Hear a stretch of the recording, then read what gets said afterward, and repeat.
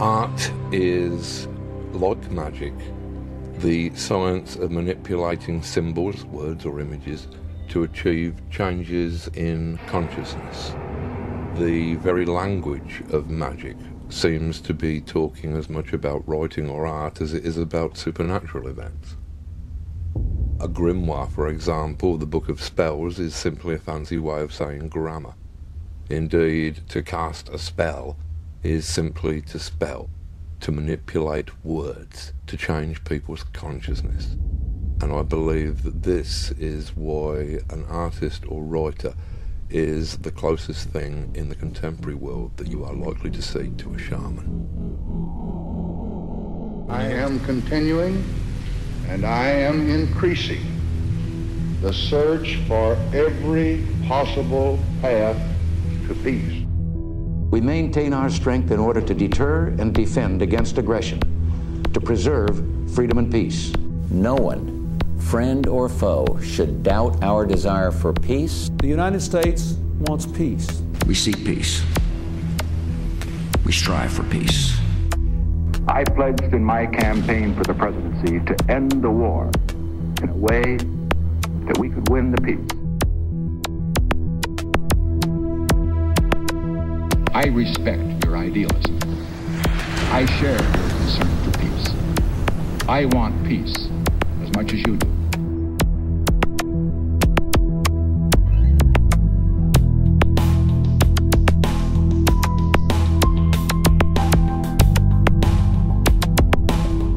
We cannot wait for the final proof, the smoking gun that could come in the form of a mushroom cloud.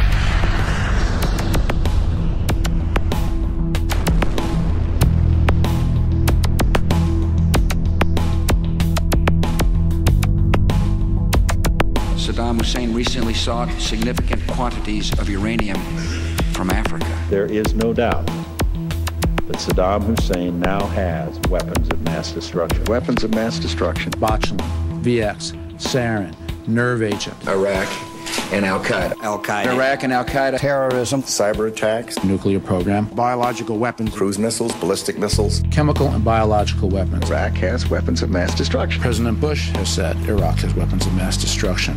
Tony Blair has said Iraq has weapons of mass destruction. Donald Rumsfeld has said Iraq has weapons of mass destruction. Richard Butler has said they do. The United Nations has said they do. The experts have said they do.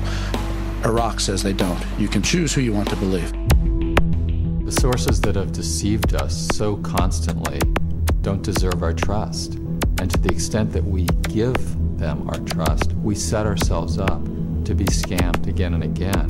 There are reports that there is no evidence of a direct link between Baghdad and some of these terrorist organizations. There are known knowns. There are things we know we know. We also know there are known unknowns. That is to say, we know there are some things we do not know. But there are also unknown unknowns. The ones we don't know, we don't know. I will build new partnerships to defeat the threats of the 21st century. Terrorism and nuclear proliferation, poverty and genocide, climate change and disease. And I will restore our moral standing so that America is once again that last best hope for all who are called to the cause of freedom, who long for lives of peace, and who yearn for a better future.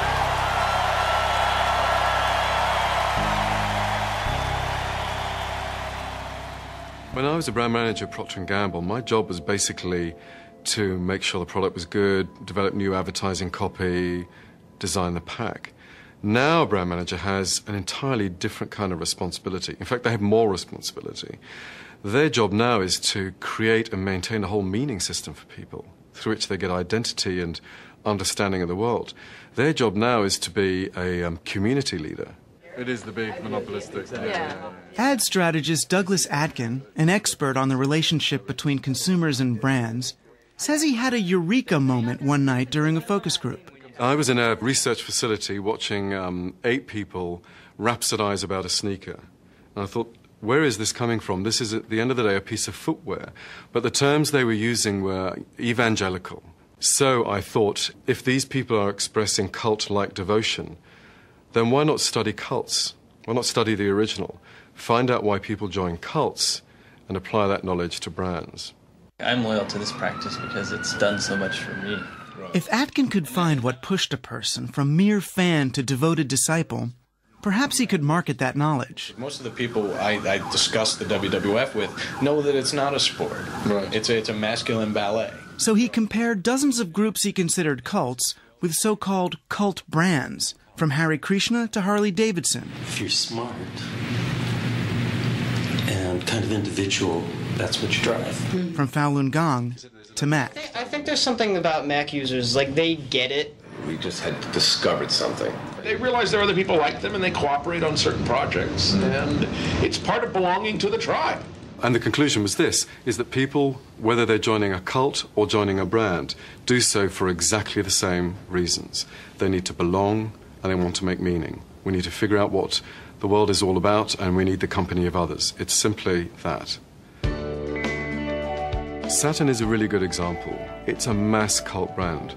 For example, 45,000 people turned up to spend their holiday, their vacation time at the factory in Tennessee, instead of going to Disney World or the Grand Canyon. Now, why would they do that? It's because they wanted to meet other people who own Saturns. They wanted to meet the rest of the Saturn family. They wanted to meet the people who made the car. The people who made the car wanted to meet them. And the people who ran the Saturn business knew that. This summer, they not only knew it, they turned it into an ad, which only brought more people into the Saturn family. We called it the Saturn Homecoming. They could see where the idea for a new kind of car company had taken shape, and we could thank them for believing we could do it. And they created a great meaning system for Saturn. In those fantastic commercials, their meaning system was based on old-time values of community. It was a kind of an icon that America yearned for but couldn't find anymore. And that's the object of emotional branding, to fill the empty places where non-commercial institutions like schools and churches might have once done the job. Brands become more than just a mark of quality. They become an invitation to a longed-for lifestyle, a ready-made identity.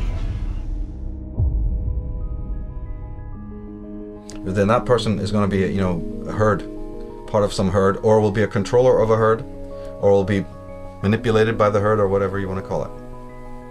But that person is not going to end ever. You're never going to find that person, in doing good in the world, real necessary good at all. It's just a contradiction in terms. It's impossible. They may be sold the illusion or the delusion that they're doing wonderful work, because they give to Live Aid or the next stupid charity that pops up out of the woodwork. They were there. Great, you were there, yeah. Well, we had Live Aid, didn't we? When was that? 1982 or something? Did the world get any better? No, all that happened is a Bono and Geldof got on their best clothes one day and walked off down there to Buckingham Palace, got on their bony knees and said, thank you, Mom, for their little award. Okay, that's what happened. And their kids will go to good schools and they will have, $1 million hotels and they'll have the best time of it because they're sellouts. And this is used endlessly in the media by the drip feed method of just constantly downloading the same idiotic memes that you consciously would think you resist. But if they're repeated for the 10, 20 years and you've been growing up, before you know it, you're a parrot of all of that. You don't even realize it was implanted. That's the whole point. You're not meant to realize that your thinking is not your own. That's the smokescreen I was talking about. You're not meant to know that you're under hypnotism. You're meant to think you're perfectly normal. So they're going to sell you the most irrational, most satanic, most vile, pornographic lies, but they're going to sell it in a capsule that makes you think that you're perfectly spiritual, perfectly adjusted, totally normal. As this process continues, the division between the outsider who's really sane and the unsane gets wider and wider and wider. What are people complaining about? That they can't believe the world they're walking around in. Sane people are going, I can't handle it, I can't work, it's terrible, the people are idiots. Their tongues to deceive. The venom of snakes is under their lips. Their mouths are full of bitterness and curses. And in their paths, nothing but ruin and misery. And the fear of God is not before their eyes. They have taken the hearts and minds of our leaders. They have recruited the rich and the powerful. And they have blinded us to the truth. And our human spirit is corrupted. Why do we worship greed? Because outside the limit of our sight, feeding off us, perched on top of us from birth to death, are our owners. Our owners. They have us. They control us. They are our masters. Wake up. So the bottom line comes in, but how are you tuned? How are you tuning your inner instrument, your consciousness? As I said, the alternative to that is to not tune it, but then hang out with a whole symphony of likewise untuned people, so you can all believe you're cool. In fact, you can say, no, this is a radical new form of avant-garde music we're playing here. It's real hip, it's real cool. All this chaos. In fact, this chaos is really true. This chaos is the ultimate form of music. But that's just you know, mind controlling yourself into believing that your chaos is order. Absolutely have the illusion of independence and self-determination. And we have a problem then. We have a problem that to really, really be independent, to really be an individual, which in psychological terms is called individuation, that's difficult for most people. It's kind of tough. It requires work. It requires, you know, to think and act in moral ways, and oh, that's just too much trouble. I wish there was a halfway, you know, stage. So the media goes, well, there is. We'll sell you the fashion of independence. You can buy into this. You can be a goth, a punk, you know, you can be straight, you can be gay, you can be macho. We'll sell you all sorts of images to decorate your inauthentic life. And that will pacify you because there is a voice that's kind of screaming inside of you that you're not living an authentic life. We know that. We know that's a tough voice to live with. But you also can't really do anything about it because, you know, you're lazy and you're weak. And you realize what you would have to sacrifice or lose if you really took the true moral way. The way of selfhood and the way of finding out who and what you are. We know that's difficult for you. So what we'll do is we'll manifest a bunch of simulacras. We have a whole industry creating false personas. But if you buy into that, and it's very easy to do that, I mean, it's just a matter of going down to the hairdresser and coloring your hair pink and wearing a couple of earrings and getting a few tattoos and, you know, having a big t-shirt with anarchy written on it. But you're the last person who even understands what true freedom and anarchy is. But don't worry about that. You know, well, the world is full of those kinds of people, isn't it? But do you see it as being any more free? If that was ever going to solve the world's problems, what happened in the 1960s when everybody was free, quote unquote? Where's the love now? Did it stop wars? Did it stop evil men ruling the world? Did it stop genocide? Did it stop the mutilation of animals and abattoirs? I mean, tell me what one thing that the hippie movement or the punk movement of the 1970s achieved. Well, I'll tell you what they achieved. The leaders of the punk movement are living like pashas and maharajas in $1 million houses over there in Bel Air and also in Los Angeles. You know, Billy Idol has a fleet of Harley Davidsons. That's what happened. You know. No human being who is in their center can be hypnotized. That's what needs to be remembered. No human being who is in their center, who is being guided, who is close to their intuition, who's a sharp critical apparatus, who's got a sharp sense of judgment, can ever be manipulated. Not for any permanent or lasting length of time.